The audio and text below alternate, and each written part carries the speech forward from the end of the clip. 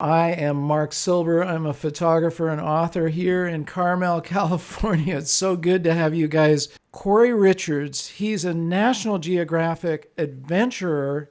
He's an expedition photographer and alpine climber. Thank you for joining us on Advancing Your Photography. It's so awesome to have you with us. Let's jump into some of your portraiture here. I love this image. And again, another black and white. So Kyra is a friend of mine, and she's one of my best friend's wives. I am a lover of natural light.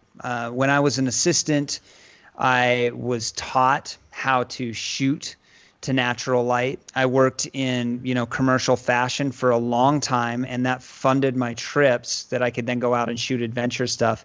What's interesting is as I've evolved in photography and I've moved back towards a lot of those principles that I learned in those early days. And this image is actually one of my more recent ones. I absolutely love it. And I think part of it is simply the expression and the exchange that Kyra and I are having. Yeah.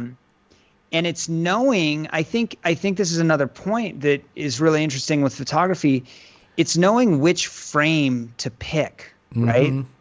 It's because there are plenty of Kyra that occurred around this that wouldn't be nearly as impactful. But there's a moment here. There's a genuine exchange. There is something that's being communicated between her and me, or at least her and my camera, that is, again, I know I abuse this word, but it's transcendent. And it becomes, at once mysterious and familiar.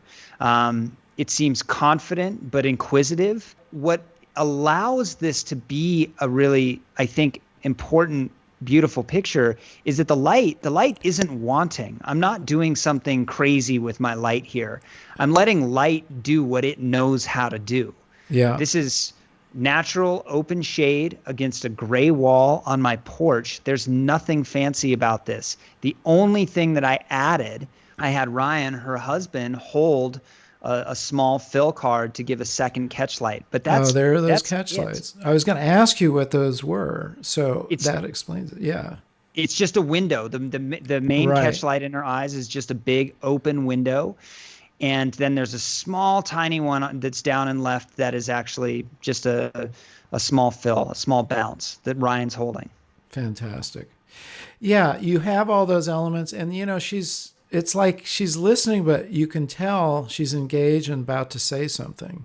Yeah. And that's the power, to me, the power of it. It's like you feel connected to this conversation because of that. Again, it's knowing which image, and I cannot stress this enough. People always, I don't want to say they pick the wrong image, but they pick an image that they think is the right one versus looking for an image or a moment specifically with portraiture that is moving beyond what we think we're supposed to be looking for, or what we think is the image that we should pick. Yeah.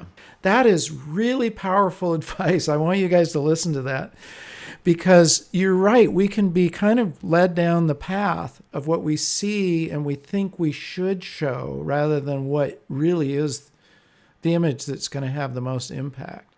Very true. It's funny. I mean, when I was shooting Al Gore, it was the same thing. For him and for his purposes, I know it's important. I knew it was important too, and I know we don't have that image up. I do actually. Let me bring it up here. I'm looking for a frame that represents my work and my experience with somebody. Of course, there's other frames that he liked better for the purposes that he wanted, right? Which is more for speaking or for anything that his, climate reality organization wanted to use. For me, I wanted an image that spoke to, I think, some of his thoughtfulness, a little bit of trepidation, something that seems more personal, that's a little closer, that feels more vulnerable. Yeah.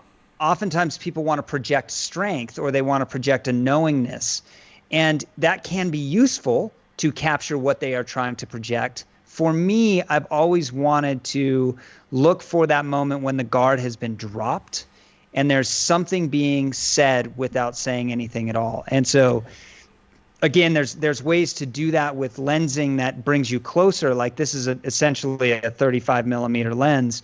So you get a little bit of distortion, but it also feels really up in his face. Yeah. But at the same time, there's a softness to it. And again, I'm just talking about picking the right frame. So for people who haven't seen Free Solo, this is the man who climbed El Capitan with no ropes. And this says a lot about him. Tell us about this image. So I was hired by ESPN to shoot for their body issue, which is when they take a handful of incredible athletes who have done something notable or have just lived an incredibly prolific athletic life, and they shoot them, they're photographed entirely naked and nude. It's meant to be a celebration of the human form, and really it's meant to be an expose of the adaptation of the human body in response to the stimulus, the unique stimulus that is applied to it. So a sprinter's body looks very different than a golfer's body, and a golfer's body looks very different than a cyclist, and a cyclist looks very different from Alex. So there's an element of just wanting to show raw physicality and show how Alex's specific body has adapted to his sport. Beyond that, Alex has within him, there's an element of being unreachable. There is not because he is a dark person necessarily, but because the way his brain is structured, at least this is the way I interpret it, it is beyond the comprehension of most of us to understand.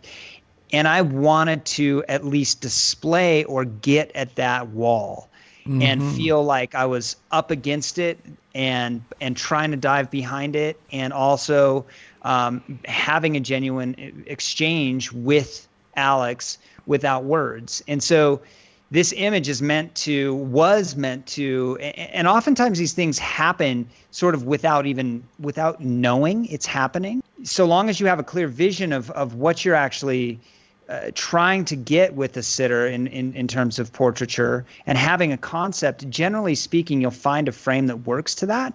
Oftentimes you'll be surprised and, maybe it doesn't happen. But in this case, it did. It was exactly that moment of saying, okay, I know the lighting. I know I want open shade. I need him styled. So we're really celebrating the highlights and the shadows that are created by his form, so we can at once be introduced to the physicality of this, because that's what this issue is about. At the same time, we can take a step further and dive into sort of this inaccessible reservoir of emotional mystery that allows Alex to accomplish the things that he has and perform at the level that he does. And that's what I was really trying to get at here. Initially I wanted a little more catchlight in his eyes.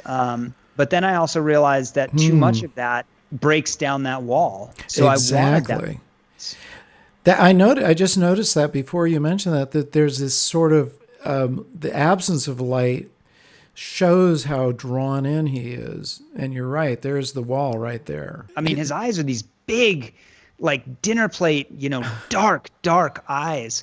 And I really wanted to celebrate that too. It's like his pupils are, and his irises are that they're like they bleed into one thing. So how was this lit, and where did you take it? We created a studio out of his van door. Okay. So we opened his van door, and then we took black like muslin cloth and just blacked out the whole interior of his van where he lives. Amazing. And then he's sitting in the door, and we've got a big scrim overhead to create the open shade and that sort of glowiness. And that creates that really beautiful diffuse light that is, but it's enough to create shadow and highlight. And then there's some light oil applied to his skin that helps catch and amplify those highlights. Now, again, this is one of those images that I handed off to LeBlanc Studio to actually do the post-processing, using Peter Lindbergh and some of his work, specifically some of his frames, as a guide for the kind of tonality that I wanted. Okay. from what I know of Alex, that really does show that side of him. And the fact that you did it in his van is even cool. You know, there's you wouldn't know that from looking at the photograph, but that adds another dimension to it. And thanks again. Really awesome to have you on the show. Okay. Thanks so much. I appreciate it. Last but not least, leave your comments, and very last thing is remember to get out and capture your own images of life. Love you guys. See you really soon. Take care. See you in the AYP Club.